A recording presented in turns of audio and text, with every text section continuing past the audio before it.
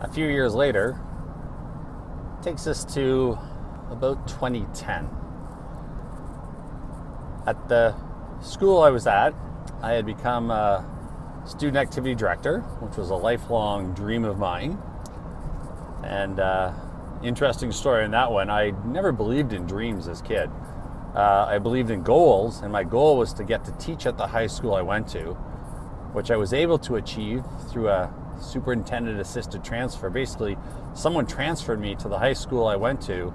I don't know who it was, I didn't get to ask them, but I was able to achieve that goal. And while I was there, I became the activity director, which was my dream, and I didn't believe in dreams. Why would you believe in dreams when you had a childhood like I did? Dreams were something for people that deserve dreams to come true. I wasn't that person. But I became the activity director and absolutely loved it. But while I was in the role disappeared. And we were given the choice, those of us that were doing the activity director role, to become vice principals. And we'd be given a couple of years to take our courses to get our vice principal's credentials. So I did that. And then by 2010, the school board decided it was time to transfer me to a different school. And that's part of my learning by moving to a new school and me taking a skill set I have to that school. I wasn't big on the move, and those I worked with heard a long goodbye speech I said when I left. When I found out about the move, immediately, so that summer, the last 2 weeks of August, I couldn't sleep for more than 2 to 3 hours a night. I'd get to bed at maybe 11 o'clock, but at 1 o'clock, 1:30, 2 o'clock, I'd be awake again, and I couldn't get back to sleep. I would have gladly gone back to the time when I could sleep till 4:30 in the morning, and I thought that was a problem. But now it was 2 to 3 hours.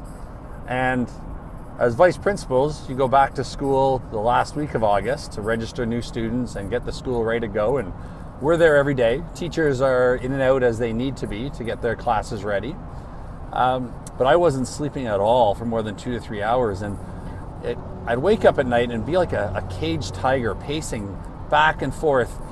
I got to get back to sleep because I have to drive to get to work. I used to have a 7-minute walk to get to work. Now I've got a 25-minute drive, and I wasn't happy with that, so that was causing some angst, and I didn't want to change school. That was causing angst. And so here I was, starting a new job, new responsibilities, having to learn new people's names when I was already having trouble at names at my previous school. And it got really bad that as I would drive to work in the morning, I'd be shaking and sweating, and my feet would sweat so bad, particularly my right foot, that it's actually tingling right now as I talk about it. My right foot would sweat and then get cold, kind of sweat and then freeze, that when I got to work, I'd have to have extra socks hidden in my office cupboard, and I'd switch socks when no one saw me. But sure enough, a few hours later, they'd be sweaty again and then freeze, and I'd switch 3 or 4 pairs of socks over the course of the day. And when I got back in my car at the end of the day, I would take off my shoes and turn on the heat and just let my feet air out. It's like being in water all day. But that's kind of how I dealt with the anxiety. I don't know if anyone ever knew that that was going on. But so not sleeping, mind racing, concentration difficulties. It just got worse and worse over that first year. Now, I didn't miss a day's work, but I will tell you, by early morning or noon, if I could slip into the staff room and take a 5-10 minute power nap on the couch, that was my lifeline to get me through the rest of my day, so I'd be able to do all my job, because I was teaching as well as being a vice principal, and I was coaching. And I was also coaching in the city. So there was lots going on.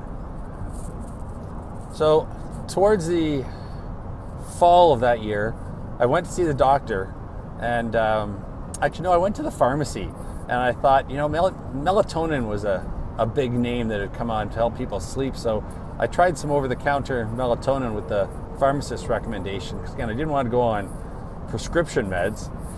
And tried it for a while, and I really had no major effect with it. Eventually went to see the doctor. Because I was so tired and sleeping so little, this time he prescribed me with a sleeping pill, and this is about November, December, and the sleeping pill worked, but I didn't want to take sleeping pills, and I definitely didn't want to take them very long because of the addictive possibility, and I do have an addictive personality. We'll talk about that one another time. So the sleeping pills worked. Well, once the Christmas holidays kicked in, I didn't need any sleeping pills. I was sleeping just fine. But sure enough, that Sunday night, before going back to work in January, I couldn't get more than an hour or two sleep, and then pacing around like a caged animal. And so I went back to see my doctor after a few weeks, saying, okay, the sleeping pills are working, but I want to get off them. What can we do? And he suggested the antidepressants again, and this time they've come out with a newer one that has less side effects and things like that. And so I tried the new antidepressant, and again, it takes a bit of time to kick in, and I was hoping to feel that gray cloud lift, but it never really lifted. Once the summer rolled around, so I made it through to the summer, Valerie and I were celebrating our 25th wedding anniversary, and we went to Newfoundland. I had no trouble sleeping, no sleeping pills needed. My mood was great. I coached basketball for 2 different weeks up at Olympia Sports Camp in Huntsville. I was able to coach and no trouble sleeping and playing and having fun. It was great. But sure enough, that last week of September, before going back to school, it happened again. I could only sleep for a couple hours.